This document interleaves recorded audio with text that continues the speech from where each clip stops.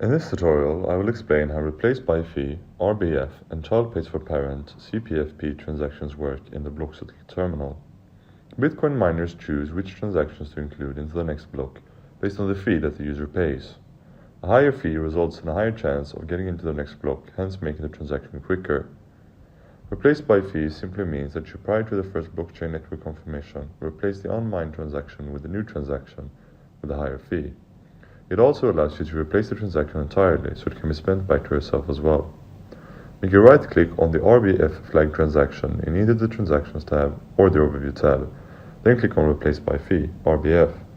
In the new window, insert the new receiving address and the amount, then adjust the transaction fee, and now you can broadcast and sign. A child pays for parent transaction is where the receiver can, prior to the first blockchain network confirmation, create a second transaction to be mined together with the first.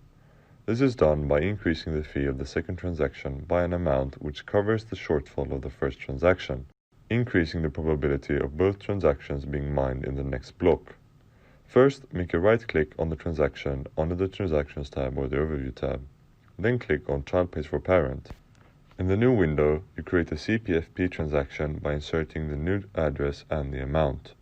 The terminal automatically calculates and compensates the fee shortfall of the first transaction in the CPFP window. However, the user still has the option to manually enter an amount. Finally, broadcast and sign.